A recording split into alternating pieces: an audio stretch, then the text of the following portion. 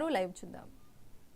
ఇక్కడ విచ్చేసిన కాంగ్రెస్ కుటుంబ సభ్యులు, అక్కలు, చెల్లెళ్ళు, అన్నలు, తమ్ముళ్ళు అందరికీ నమస్కారం తెలియజేస్తూ, మరి మీనాక్షి నటరాజన్ గారికి మనస్ఫూర్తిగా నేను స్వాగతం పలుకుతున్నా.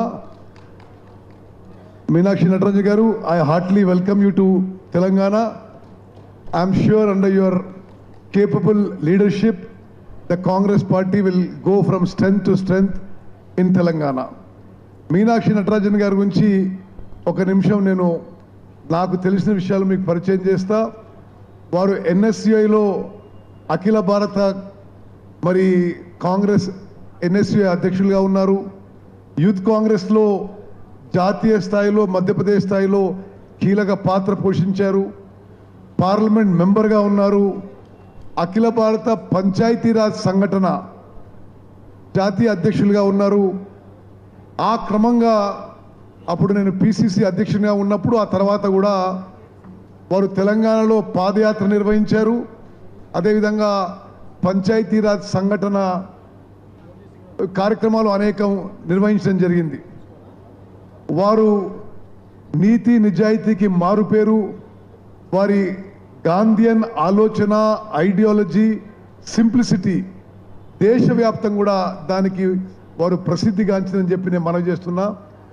వారి సమర్థవంతమైన నాయకత్వంలో తెలంగాణలో మరి అందరం కలిసి పనిచేసి కాంగ్రెస్ పార్టీని మరింత బలోపేతం చేసే దిశలో ముందుకు పోదామని చెప్పి నేను సవినయంగా మనవి చేస్తూ, మరి 2-3 విషయాలు PCC అధ్యక్షుల ఆదేశాల మేరకు నేను సవినయంగా మీ అందరికీ నా సైడ్ నుంచి సబ్మిట్ చేస్తాను. ముందుగా వారు చెప్పిన ఈ కాన్సెప్ట్, జై బాపు, జై భీమ్, జై సంవిధాన్, నేను శాసనసభ్యునిగా ప్రతిపక్షంలో ఉన్న, అధికార పార్టీలో ఉన్న, పార్లమెంట్లో ఉన్న, PCC ప్రెసిడెంట్గా ఉన్న, ఒక విషయం మాత్రం మనం నరేంద్ర మోదీ BJP ప్రభుత్వంలో గమనించాలి. స్వాతంత్రం కోసం పోరాడిన కాంగ్రెస్ పార్టీ, భారతదేశానికి ఈ స్థాయిలో తీసుకొచ్చిన కాంగ్రెస్ పార్టీ ప్రజాస్వామ్య విలువలు కాపాడడానికి కింది స్థాయి నుంచి, గ్రామ పంచాయతీ నుంచి పార్లమెంట్ వరకు నిరంతరం పోరాటం చేసింది.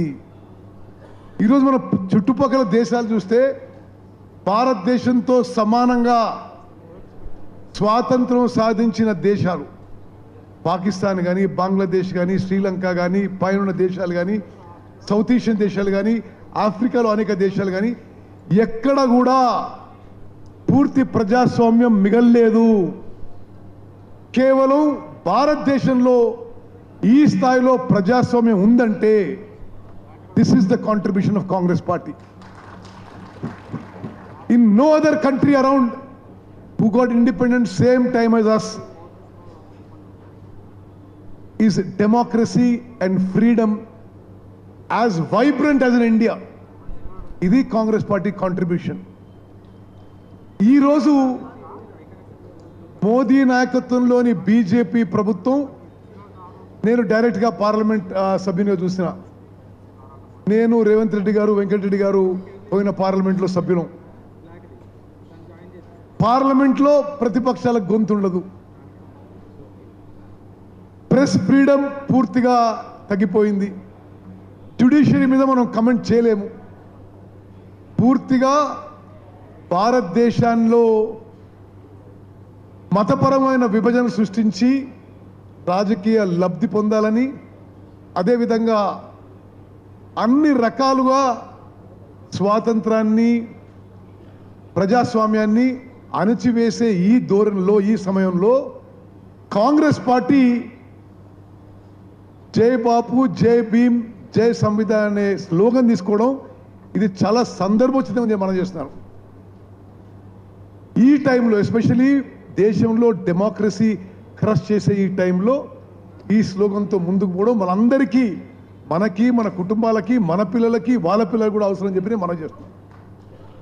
అదేవిధంగా మరి మన ప్రభుత్వం వచ్చిన తర్వాత మరి గౌరవ రేవంత్ రెడ్డి గారు ముఖ్యమంత్రి అయ్యారు, బట్టి విక్రమార్క గారు ఉప ముఖ్యమంత్రి అయ్యారు, మేమందరం మంత్రులైనాం. మరి చాలామంది ఎంపీలు, ఎమ్మెల్యేలు, ఎమ్మెల్సీ అందరితో కలిసి సామాజిక న్యాయం కోసం స్వతంత్ర భారతదేశంలో ఎక్కడా జరగని విధంగా నిజంగా సామాజిక న్యాయం కోసం మనం ఈ ప్రభుత్వం, మన కాంగ్రెస్ ప్రభుత్వం ముందుకు పోయిన విషయం కూడా నేను మీ అందరికి మనవి చేస్తున్నా. ఒకటి, ఎస్సీ కేటగరైజేషన్.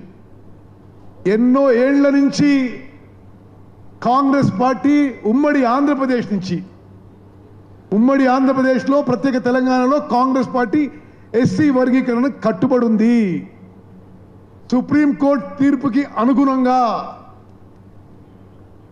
ముఖ్యమంత్రి గారు అపాయింట్ చేసిన సబ్ కమిటీ చైర్మన్గా మేము పకడ్బందీగా చట్టపరంగా సుప్రీంకోర్టు ఆదేశాల మేరకు ముందుకు పోయి ఈరోజు తెలంగాణలో మరి ఎస్సీ వర్గీకరణ ముందుకు తీసుకుపోయిన విషయం కూడా మీ అందరికీ ఒకసారి నేను మనవి చేస్తున్నా. మనందరం కూడా